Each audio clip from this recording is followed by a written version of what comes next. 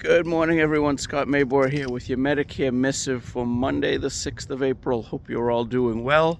Hope you, for those who celebrate, you had a nice Easter. And for the Orthodox, happy Holy Week. Let's see. So one thing I wanted to mention, somebody asked me, a friend of mine said, where do you get the topics for the videos? They're all client examples. So in the case of this morning's, what typically happens, so this was a week or so ago, I'm working on the case and I'll print a screenshot like I did here, just to remind me that this would be a good topic. So when I'm doing something that makes sense to explain to other people, I'll do a quick screenshot and write on it video idea. So these are all legit real world examples. In this particular case, and I don't even remember the medication, I wanted to explain quickly how drug plans work. So in this particular case, there was a drug. So there's two drug plans in question that we were considering. One is a Humana plan. It's $138.60 a month, so it's a very expensive Humana Premier RX plan. However, if you get that plan for $140 a month, there is no drug deductible, and your cost for her medications for the 12-month period in 2026 at whatever pharmacy I had in there is $333. Sounds pretty good, except for the premium. Her net cost for the year is $1,996, so $2,000. So she pays $140 a month. She has no deductible. She pays very little for her medications, and her net out of pocket's $2,000. The other plan we were considering is the Blue Cross drug plan. So it's Blue Cross Massachusetts Value Plus. It's $21 a month. So it's a savings of $120 a month. It does have a deductible, the maximum allowed, which is $615.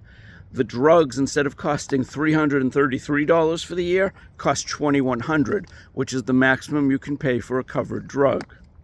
Her net cost on this one is higher. It's $2,348.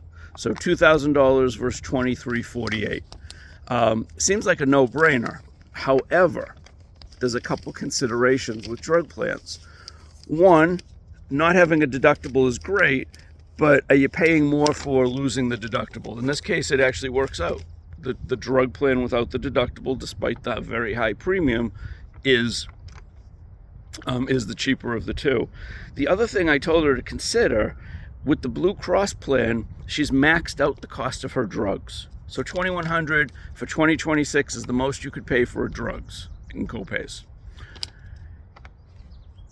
It's April, so we were doing this for April 1st. If you get a drug plan that is going to max out the drugs, then you know that if you're prescribed something between April 1st and the end of the year that you're filling, there will be no copay for it.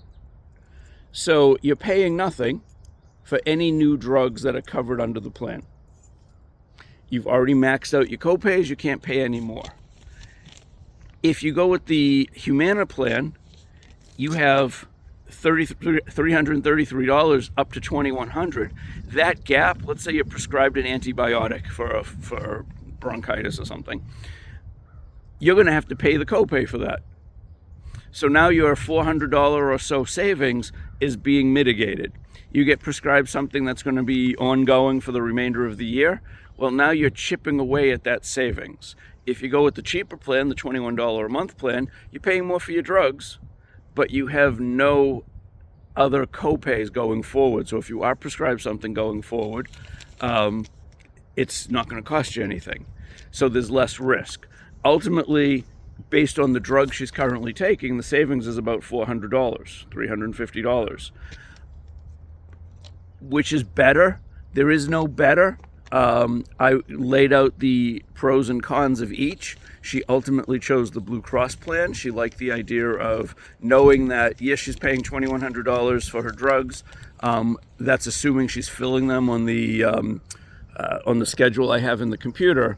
But she liked the idea that if she's maxed out the plan, she couldn't be charged anything if she's prescribed a new medication as a surprise.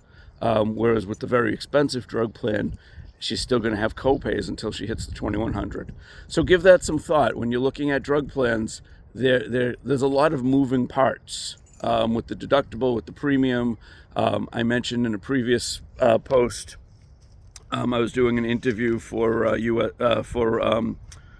I can't remember, for a publication, and I mentioned to the reporter that the premium doesn't count towards the total allowed amount, the 2100, and he was shocked. It's like, what do you mean that doesn't count? I said, that's over and above. So paying a lot for a plan sometimes does make sense. As you go further into the year, I think it makes less sense because you're paying to get rid of a deductible that you may or may not have. One other note, and then I'll cut it off, is every drug plan is required to cover one drug in every category. That does not mean they cover every drug. So one drug plan covers this, another plan covers an alternative. Depending upon what you take makes a huge difference. You can get exceptions, you can do but they'll make you do step therapy, they'll make your doctor justify why you need it, why this one is required and not the generic, etc., etc. Be careful, get some help. Don't jump onto the first drug plan because the premium's low, or don't jump on the cheapest drug plan overall. You got to weigh the pros and cons and decide what's best for you. Have a great day, everyone. Thanks for watching. Take care.